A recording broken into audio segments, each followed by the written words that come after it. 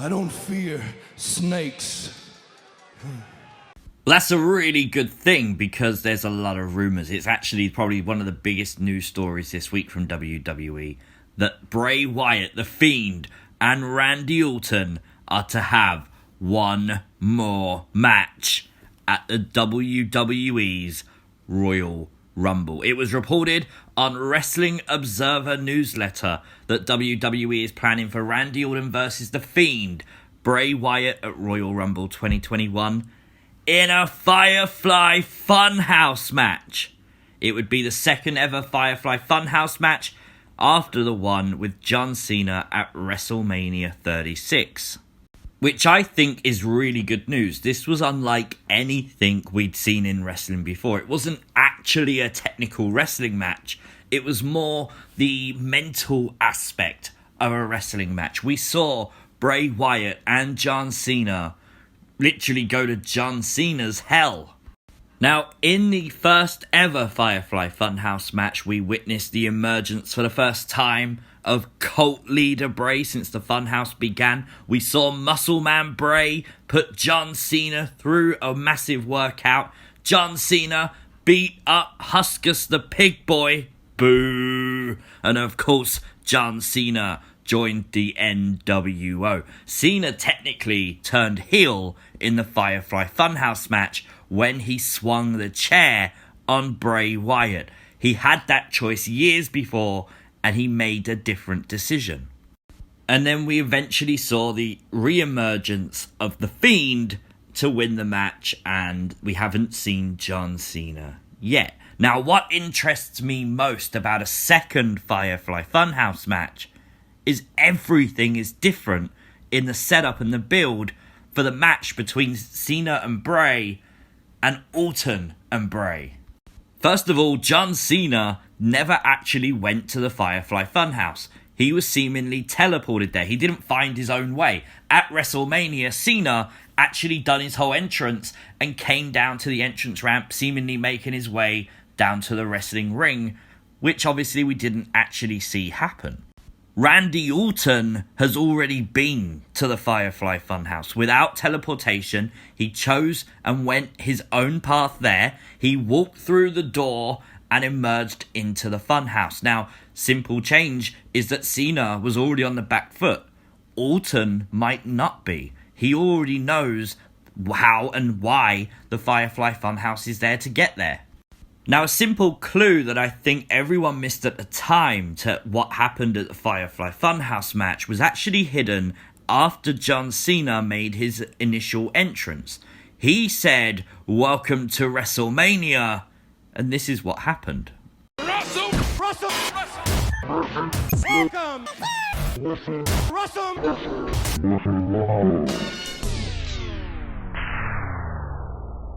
Now, could that be Bray Wyatt changing time, turning back time, as that keyword WrestleMania was said?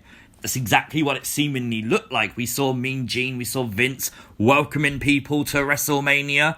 Could then be an Easter egg for what the Firefly Funhouse was? And certainly would explain Bray rewriting the past and making John Cena make those different decisions to ones he'd made in previous years. Kind of does fit together. And we know that Bray has told us many times in the Firefly Funhouse, time is irrelevant there.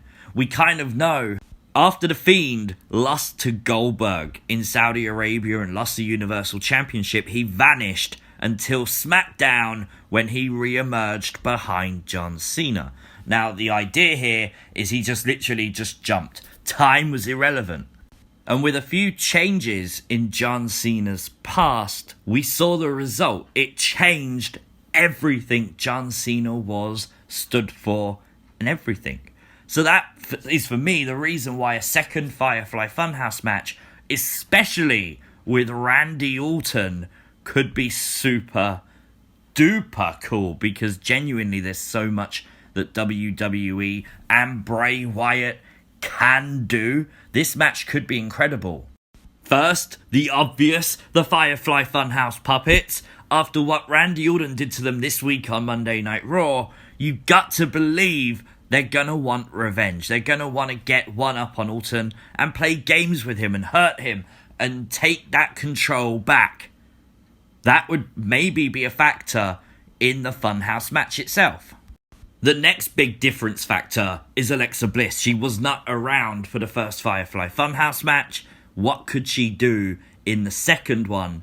And how much more sick and depraved can it be because of two people tormenting Randy Orton? We know Randy joined the Wyatt family at one point. We know he actually stood side by side with Bray Wyatt. And he said it. He learned from Bray. He learned a lot of things about Bray Wyatt from Bray. Well, what if Bray takes that knowledge away? What if Randy Orton had never joined the Wyatt family? I think one of the biggest points of this match could be the Wyatt family compound. If you can travel through time, maybe we could travel back there to a place before it was burnt to ashes by Randy. And what happens if he never burnt down the compound?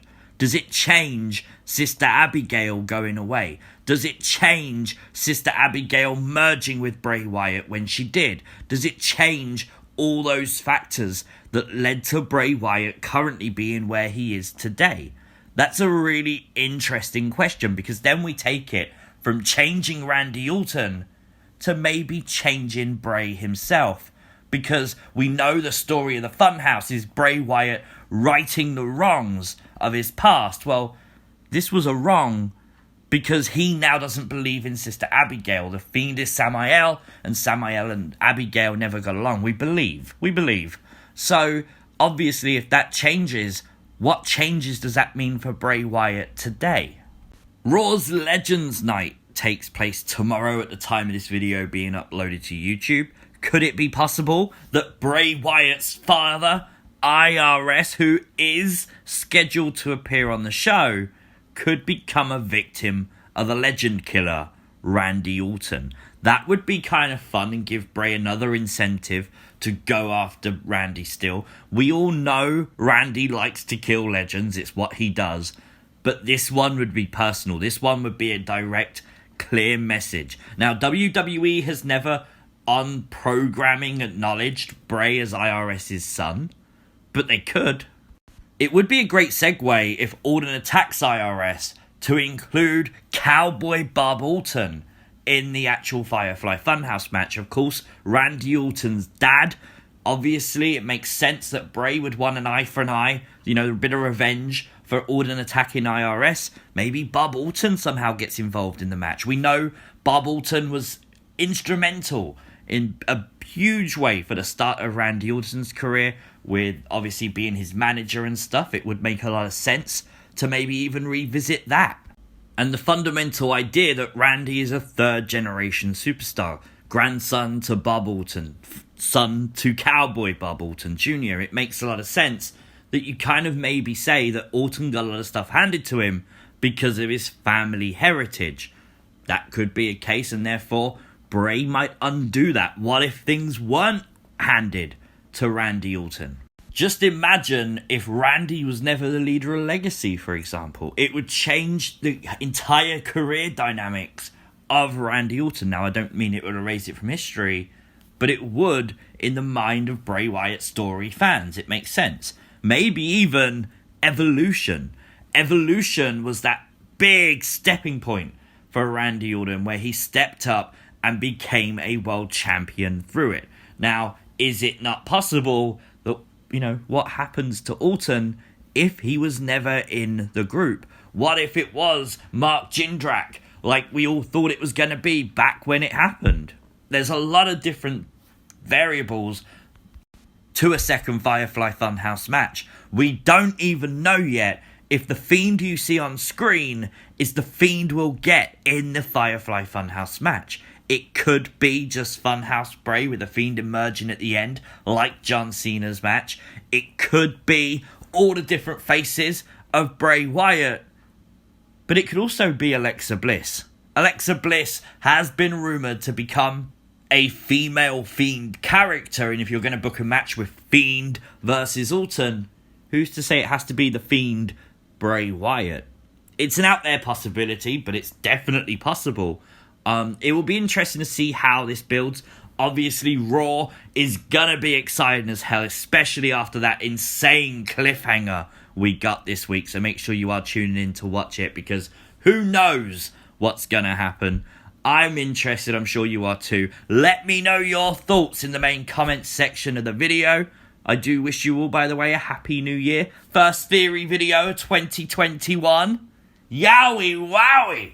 Guys, like, share, subscribe, all that good stuff, and I'll see you as always next time. Peace!